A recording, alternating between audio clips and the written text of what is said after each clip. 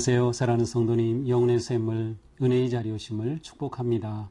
소망의 주님이 우리와 함께 하십니다. 우리와 함께 하시는 주님을 찬양합니다. 기도합시다. 주님 감사합니다. 오늘도 주님의 은혜로 복된 하루를 맞이합니다. 오늘의 삶이 주님의 말씀 따르는 삶, 또 말씀 위에 견고하게 서서 순종하며 하나님의 뜻을 이루어가는 거룩한 삶 되기 원합니다. 오늘도 말씀으로 저희들을 깨우쳐 주시고 새롭게 하여 주시고 말씀 위에 든든히 서서 아름다운 믿음의 집을 세워가는 복된 하루로 인도하여 주시옵소서.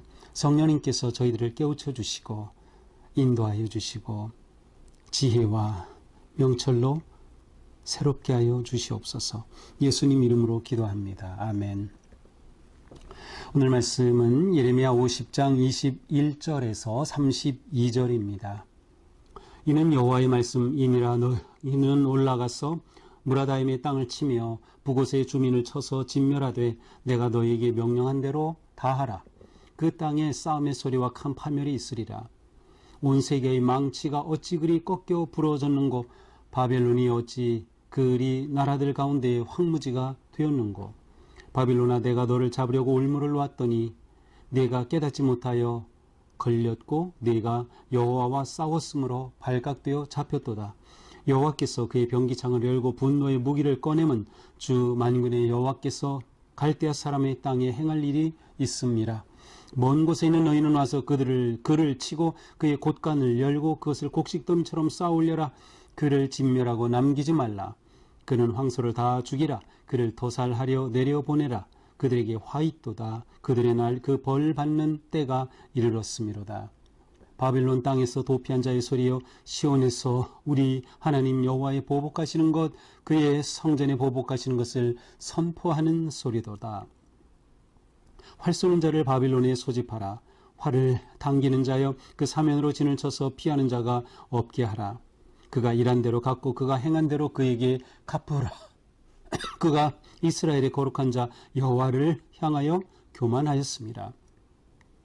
그러므로 그날에 장정들이 그 거리에 엎드러지겠고 군사들이 멸절되리라. 여호와의 말씀이니라. 주 만군의 여호와의 말씀이니라. 교만한 자여, 보라, 내가 너를 대적하나니 너의 날 곧 내가 너를 벌할 때가 이르렀음이라. 교만한 자가 걸려 넘어지겠고 그를 일으킬 자가 없을 것이며, 내가 그의 성읍들의 불을 지르리니 그의 주위에 있는 것을 다 삼키리라. 아멘. 계속되는 바벨론에 대한 심판의 말씀입니다. 어제 또 그저께 본문과 계속 이어지고 있어요. 그래서 오늘 본문에서도 실제로 이제 하나님께서 바벨론을 심판하실 때 어떤 일들이 일어날까 하는 그러한 끔찍한 모습들을 보여줍니다. 21절이죠. 너희는 올라가서 무라다임의 땅을 치라. 여기서 너희는 하나님께서 바벨론을 치시려고 사용하시는 나라이죠. 역사적 사실로는 이제 바사 제국 페르시아를 의미하겠죠.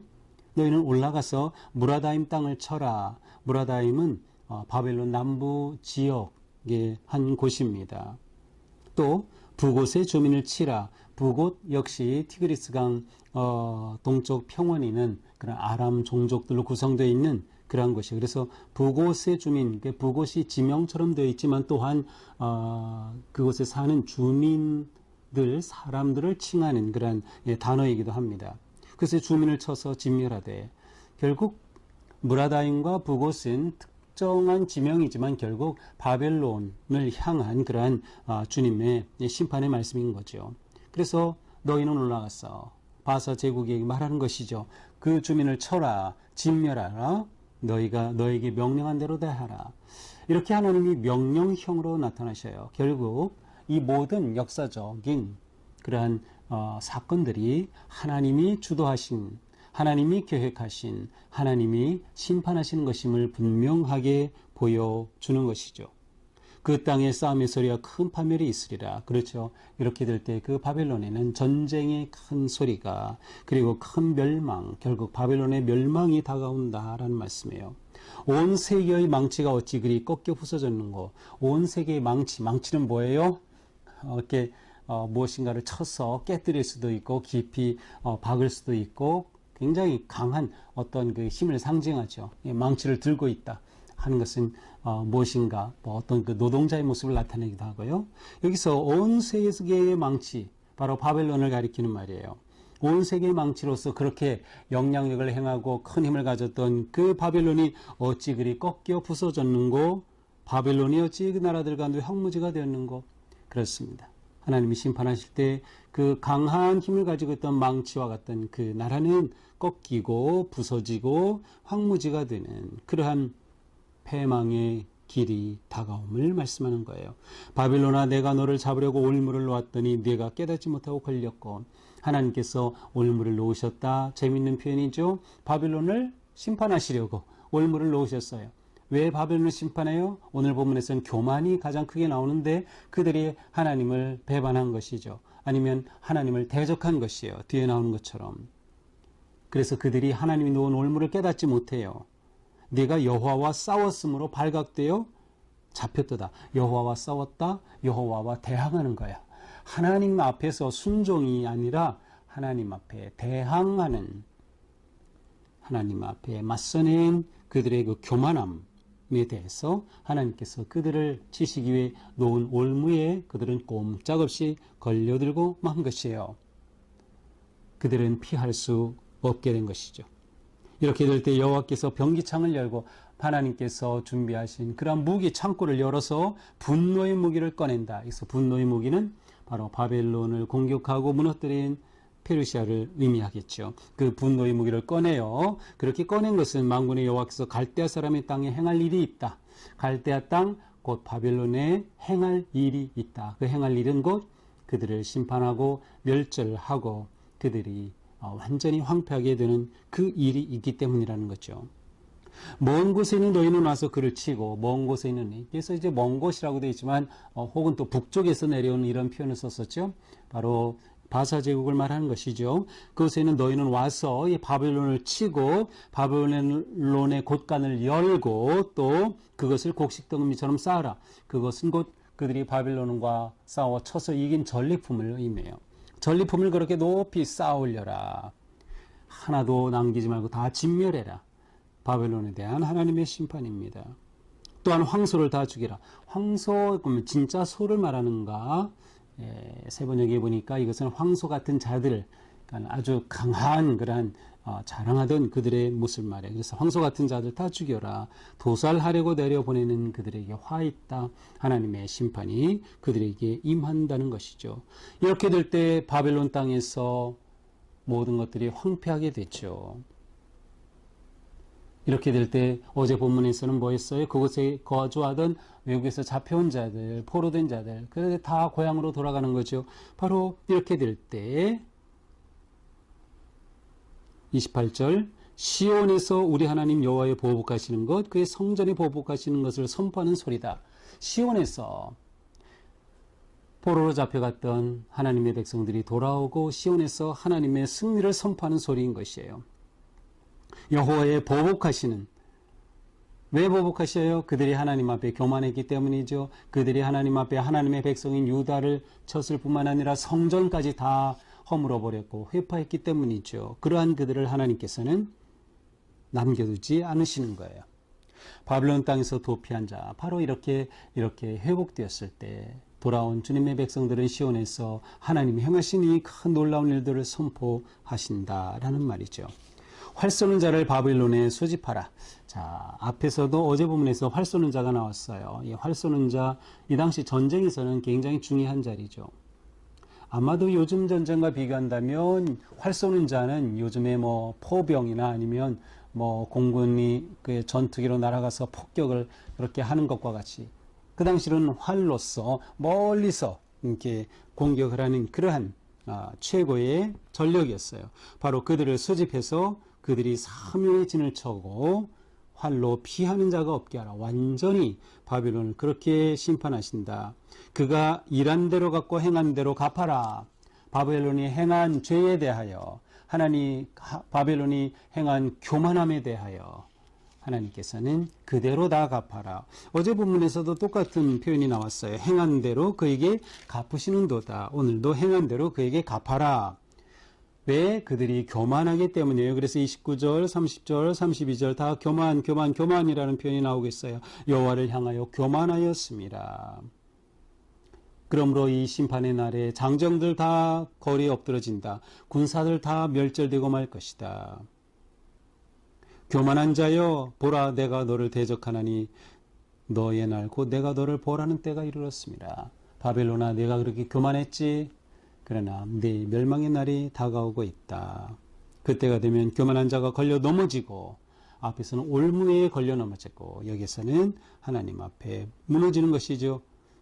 그를 일으켜줄 자도 없어요. 그들의 성읍에 불을 지르리니 그 주위에 있는 것을 다 삼켜버리고 마는 완전히 폐허가 되고 패망하는 그러한 모습을 보여줍니다. 자, 이것이 오늘 우리에게 보여지는 바벨론의 심판에 대한 하나님의 말씀입니다. 자, 오늘 말씀을 보면서 여호와의 보복하시는 것이라는 그런 표현을 우리는 보게 됩니다. 여호와의 보복을 말씀하시는 거예요. 자, 이것은 그냥이 아닌 거예요. 보복이라는 것은 뭔가에 대한 정당한 방위, 내지는 정당한 반응의 하나로 볼 수 있는 거죠. 따라서 하나님께서는 그들의 악함에 대해서 행한 대로 갚으시는 하나님을 보여주고 있어요. 이것은 하나님의 공의를 의미합니다. 하나님의 공의로우심, 그들이 행한 그대로 갚으시는 하나님. 하나님만이 영원하시고 하나님만이 전능하신 분이시다. 오직 하나님만이 정의의 망치와 같은 그런 분이시기에 그 하나님께서 행한 대로 갚으신다는 것입니다. 이것을 통해 무엇을 드러냅니까? 하나님은 살아계시다는 것을 드러내는 거예요. 하나님은 우상과 같이 꼼짝 못하는 게 아니라 살아계셔서 그들의 잘못을 보시며 그들을 심판하시는 분이시다. 결국 그 하나님 앞에 모든 악의 세력은 무너지고 만다 라고 하는 것 또한 굉장히 중요합니다. 어떤 악의 세력도 영원하지 못합니다. 사실 이 세상의 어떤 권력도 영원하지 못합니다. 그런데 권력을 잡으면 이걸 몰라요? 교만에 빠져요. 그게 사람의 속성이에요. 그러나 우리는 하나님의 자녀이기 때문에 하나님 앞에서 언제나 겸손의 길을 걸어야 되는 것이에요. 언제나 겸손의 길. 하나님 앞에 영원한 것은 없다. 어떠한 교만, 자랑 다 필요 없는 것들이죠. 교만은 반드시 무너지고 맙니다. 이것은 하나님이 가장 싫어하시는 것이기에, 하나님이 가장 미워하시는 것이기에, 교만은 하나님 인정하지 않는 거예요. 교만은 하나님 앞에 무릎 꿇지 않는 거예요. 교만은 자기가 죄인임을 인정하지 않는 거예요. 자기가 잘난 줄 아는 거죠. 우리가 이 함정에 빠지면 안 된다. 하나님의 나라는 오직 온유와 겸손으로 세워집니다. 그래서 우리는 끊임없이 우리 자신을 내려놓으며 하나님 앞에 겸손하고 온유하게 서기에 힘써야 하는 것이죠. 이 시간도 우리가 우리 자신을 되돌아보면서 내 속에 교만함과 하나님을 대적했던 그 모든 것들을 내려놓고 온전히 주님의 선하신 인도하심과 사랑 안에서 하나님의 보호하심과 회복하심과 역사하심을 신뢰하며 승리하는 하루가 될 수 있기를 축복합니다. 기도합시다. 주님, 교만한 바벨론을 심판하시고 멸하신 주님, 우리도 주님 앞에 너무도 부끄럽고 추한 더러운 죄를 고백합니다. 하나님을 인정하지 아니하고 순종하지 아니하고 교만에 빠져서 마치 내가 잘난 것처럼, 내게 힘이 있는 것처럼, 내가 쌓아놓은 것처럼 착각에 빠졌던 저희들을 용서하여 주시옵소서. 오직 주님 앞에 겸손히 내려놓고 하나님의 선하신 인도하심만을 따르며 하나님의 거룩하시고 높으심을 인정하며 온전히 주님 앞에 무릎 꿇는 저희가 되게 하여 주시옵소서. 예수님 이름으로 기도합니다. 아멘. 네, 오늘도 주님의 사랑으로 우리의 삶이 이렇게 주님 앞에 낮추고 겸손하게 행하는 하루가 되기를 축복합니다. 사랑합니다.